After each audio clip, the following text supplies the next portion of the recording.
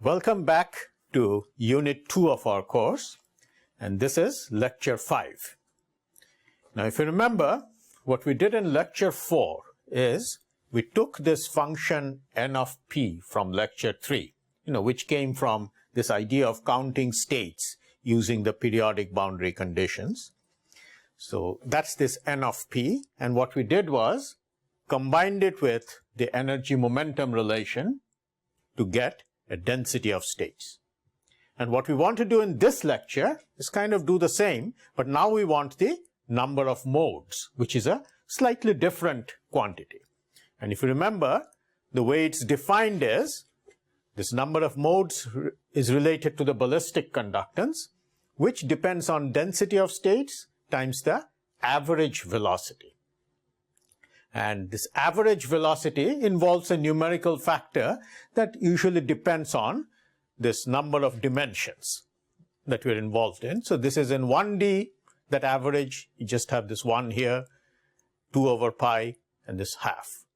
So this number of modes then is given by this expression with 3 different constants depending on 1D, 2D, or 3D. Okay. Now, we already have an expression for the density of states. So in principle, all we need to do is multiply it by the expression for velocity, and we would be done. And we would have an expression for m of e. See? But instead, I'm going to do this in a slightly different way, because it also introduces a very useful relation that I wanted to introduce. And that relation is a very general relation, independent of what energy momentum relation we have. You could have any relation here, doesn't matter. Density of states times velocity times momentum is equal to n. N is that quantity. As you know, these functions, they are functions of momentum, or you could view them as functions of energy if there is a given energy momentum relation.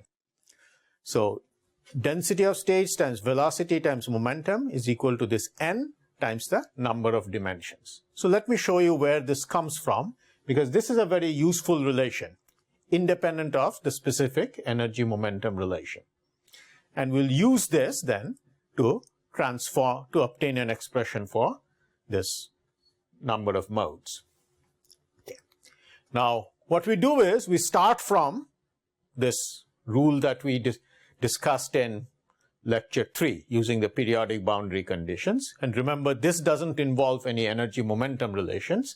It just is based on this idea of discretizing momentum using the requirement that the number of wavelengths fits into your box. Now we take that quantity and take its derivative. So dn dp. So when I take the derivative, what do we get? Well, these are all constants. They just stay whatever they were. 1D, 2D, and 3D. Makes no difference. But because this is p over h to the power d, the h to the power d stays as is, but the p to the power d gives you d times p to the power d minus 1. That's just this rule of differentiation. P to the power d, we are differentiating with respect to p. Now the next point to note is dn dp you could write as dn de times de dp. And we could multiply both sides with p. Now let's look at what we have on the left-hand side. We have p, we have dn de, which is density of states, and then we have de dp, which is the velocity. So on the left-hand side, we have density of states, velocity, and p. What do we have on the right? Well, we have the number of dimensions d. And then if you notice, whatever we have here, once we multiply by p, this p to the power d minus 1 times p becomes p to the power d. And so we basically get back what we started from, namely the n. And so it's just d times n. So this is the basic relation that I was talking about. It's independent of energy momentum relation. We have made no use of the specific relation at all. We have said de dp is velocity, but we didn't assume any particular form for it. Okay. So now let's move on to what we want to do, namely use this relation to obtain an expression for the number of modes. Now, the expression we had before is what I've stated here. Modes is proportional to density of states times velocity. Now, instead of dv, I can write nd divided by p. So I could do the following. I have this h over 2l right where it is, and then dv becomes n times d over p. Next, what I do is, for n, I use this original expression from here. So you see, we had this p over h to the power d, and here I have an h over p. So when I multiply it, it becomes p over h to the power d minus 1. The two l's right there. We have p over h to the power d minus 1. And then I have this constants in here, the 1d, 2d, and 3d constants. How do I get that? Well, I took the 1 from here, multiplied it by 2l, because n has this 2l in it. So 1 times 2l gives me 2l. Next, I have this 2 over pi and pi wl. So when I multiply, I get 2wl. Well, why do I have 4 here? Well, that's because it's also multiplied by the number of dimensions here. So here, this is 2 dimensions. So it's 4wl. And similarly, half times that is 2 pi over 3al. But then it has to be multiplied by the number of dimensions, and so you get 2 pi al. So finally, you see, you have this expression for m, and you can divide out the 2l all the way to get an expression for m. And you'll notice how similar this expression is compared to the expression for n. And I'll have more to say about this. N has this p over h to the power d. M is p over h to the power d minus 1. Okay? Here you have 2l, here you have 2w. So it is as if with modes, one dimension is just 1 here. I mean, in one dimension, d is 1, so this is 1. So basically, number of modes is 1. But 2 dimensions, it's kind of like the one-dimensional result from here. Instead of 2l, it's 2w. And for 3 dimensions, the cross-section is, of course, 2-dimensional. And so you kind of have the 2-dimensional result from here, pi a. So you notice this similarity. Whatever is in 1D here kind of appears in 2D. Whatever was 2D here appears in 3D, and so on. So we'll talk more about that. So what we have done then is, we took this expression from lecture 3, then this general identity that we talked about, and took this expression for modes from unit 1, and used that identity to get an expression for modes that looks a lot like the expression for n. And so far we have just done some algebra, you see. But this is kind of important because it gives you a totally different physical interpretation of what m represents, you see. And for this purpose, what I'm going to do is take this expression and just rewrite it in a slightly different way. You see, if d equals 1, then as I said, that amounts to 1.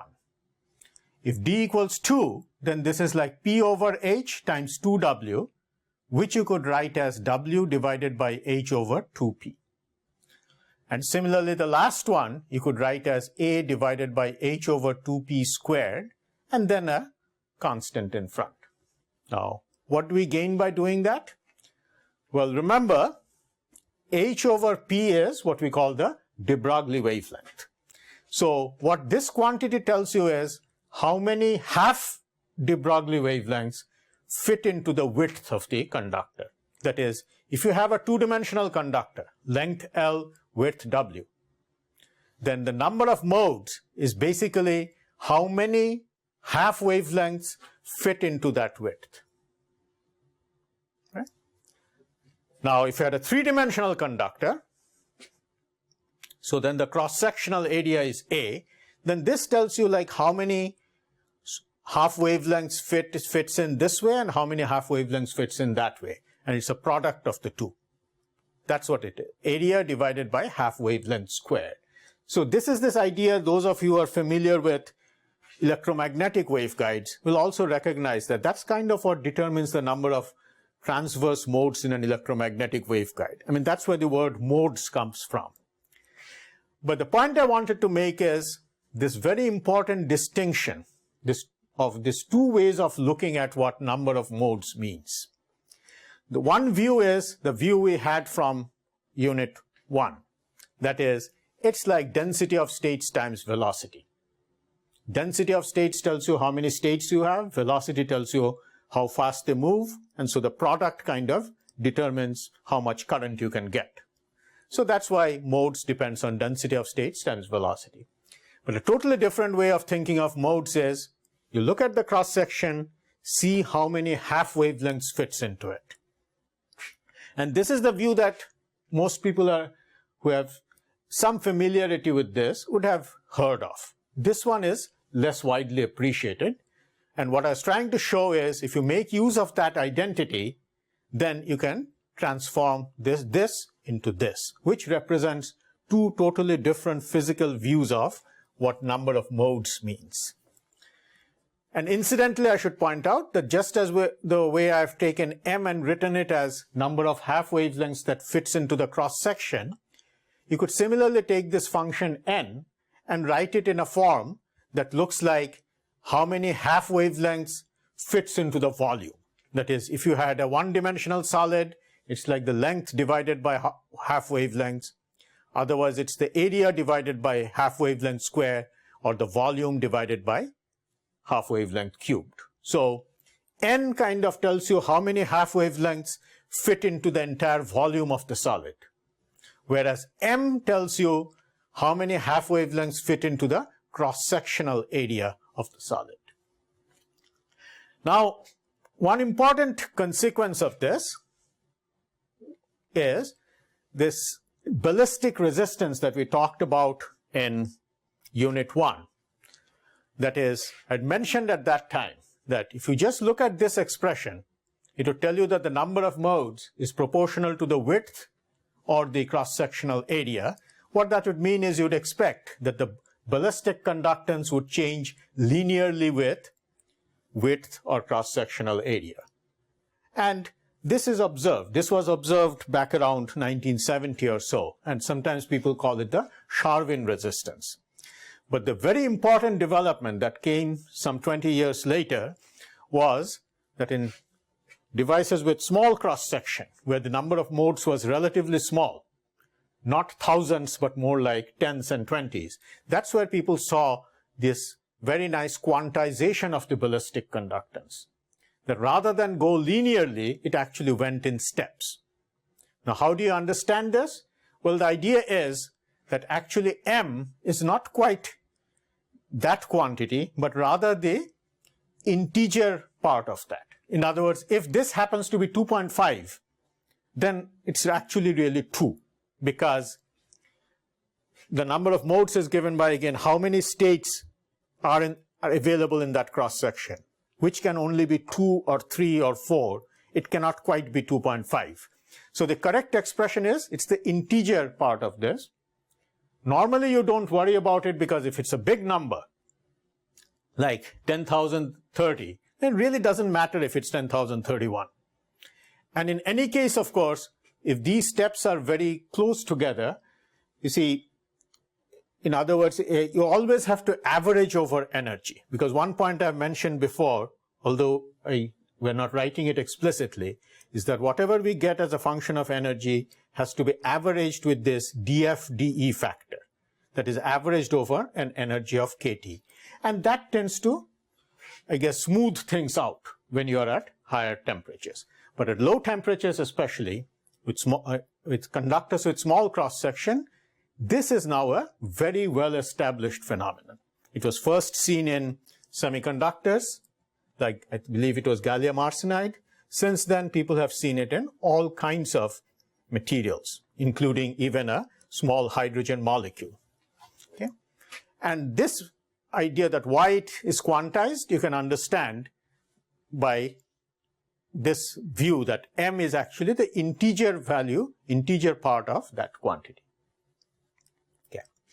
So that kind of completes what we are trying to do here, namely introduce this energy momentum relation, then introduce the rule for counting states, and use that to get density of states and density of number of modes. Next, in the next two lectures, what we want to do is talk a little bit about the electron density and try to relate our conductivity to the electron density. That's what we'll be doing next. Thank you.